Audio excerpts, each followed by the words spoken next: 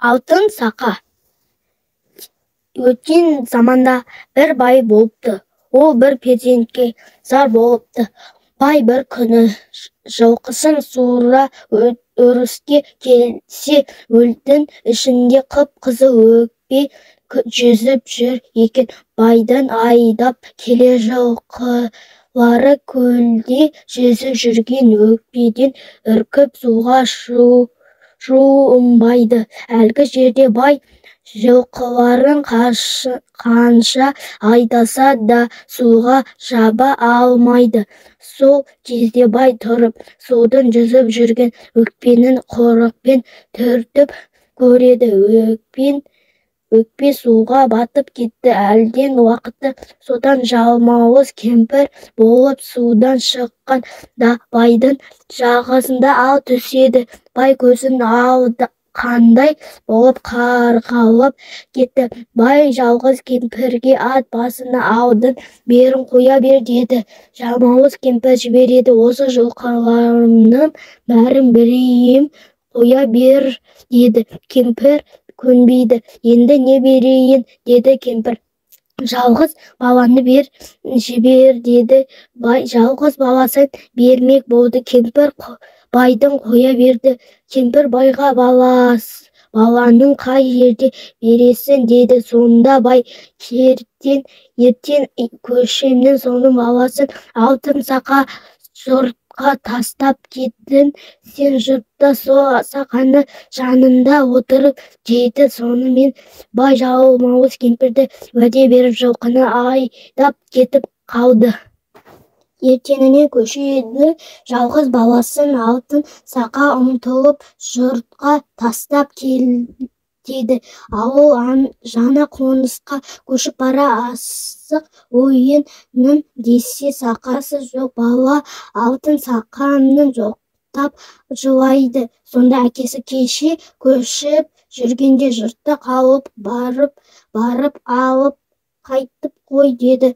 Әкесі қандай тайға мініп барайын деп сұрады. Жылқының сұрын сұрап мінейін деді бай. Жылқышы бағалы қорған қылып жүгеріп сылдырлаған жылқыға бар қалып тай береді. Қараса соның мін дейді. Баласы құрылған қондарын жүгіріп бала сол қортты тайды ұстайын да жүгіргенде тайдың қотыры жазылады. Үстінде тоқым салынған құнаны болады. Үстінде ер салғанда дөне болды. Айылып тартқан бесті аты болады. Бала қуанышып үстіне қарағанда мінгенде тұлпар болып көзді ашып жұмғанша жұртқа жетіп келді.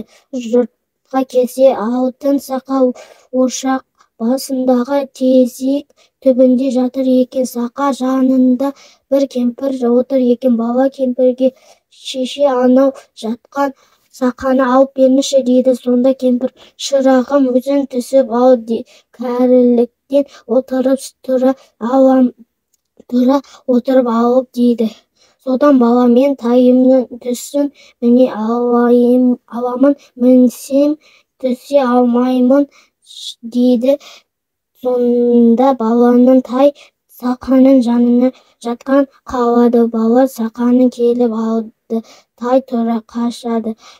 Жалмауыз кемпір тұра қуады. Бала қашып келеді. Әрі-бері қуып жете алмағаннан боялған соң кемпір бір тісін жұлып алып атын жібереді.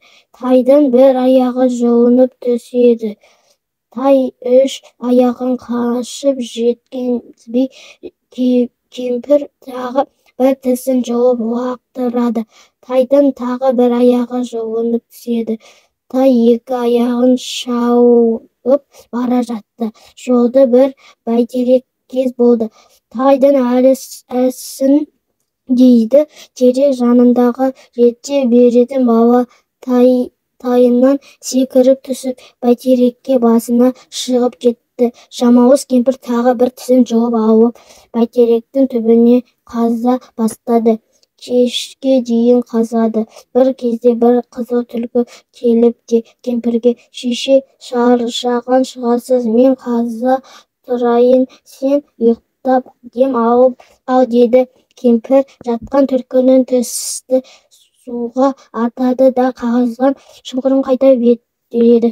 Өзін кетіп қалады. Кемпір тұра келсе, тісі де жоқ, түлкі де жоқ. Кемпір тағы бір тісін суырып алып, кетпен қылып бәйтеректі қаза береді. Бір уақытта тағы бір түлкі келіп: «Шеше, кетпенді маған беріңіз. Тұр, сенің де шашыңды жалғын, мен қазайын», деді. Содан жалғыз кемпір: «Сен тағы да кетпенді алып қашып кетесің», деді. Содан түлкі: «Ол қырдың қызыл түлкіні, мен сандық ақ түлкінің. Баяғыда бұл баланың әкесі аң аулап жүріп, мен қуып соңғы жаза болатын.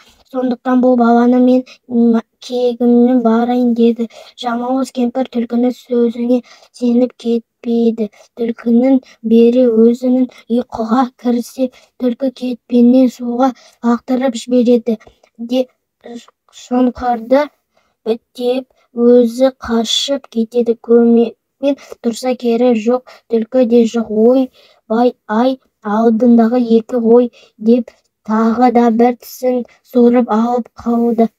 Бәйтерек түбіндегі қаза берді. Сонда кемпір аузын ашса, бір ақ тісі қалыпты.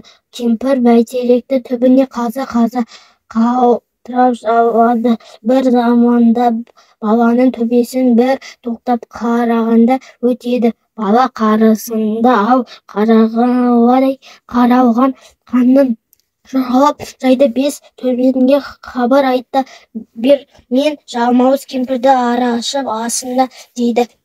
Сонда қараған қарқ етіп ұшып кетті. Бір мезетте үйреткен төбеден ұшып өте бала оларға да сонда айтып оларды ұшып кетті. Бір мезетте бір қарлығаш бәйтеректің төбесіне әрі-берлі ұшып жүреді де баланың төбесіне келіп қонады. Бала қарлығашқа жұбап тұрып, бұған да таптырмасында бұрын баланың қасында ұя салған. Қарлығаштың баласын тимей боладан жалғыз өсіп ұшырып жібереді. Екі сондықтан бала қарсы дос екен. Қарағанда баласын таптырмас төбеден айтып бара. Осыдан бәлене жетіп берін басын. Бала тұрып бәйтеректің төбіне жалмауыз кемпір қазып жатқан. Енді құтылуға таяу тұрып деді, қашады. Бала төбеден мұны естіген соң төбеден шапқан шауын отырып бәйтерекке келеді. Сол кезде бәйтеректе жерге құлады. Баланың төбесіне жалмауыз кемпір қол бұт қалмады.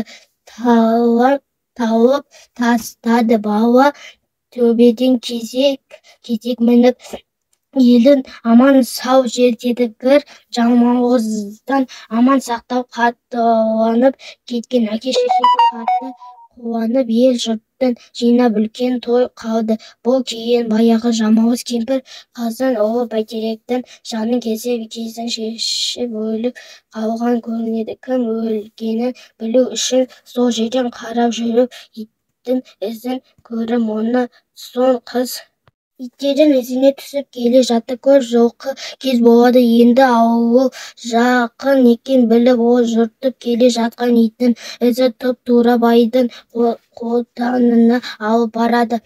Бұл кезде қорықтың баяғы жалмауыз кемпірдің қызы келген біліп, бес төбеден жаман тұра ұмтылып, қыздың кемпірдей емес күшті екенін бесін төбеден бой беріп, сол арада бала сандықтан атып қыздың көзін шығарады. Сандықтың екі артқан қызы өледі. Сөйтіп жалмауыздан мәңгі құтылады.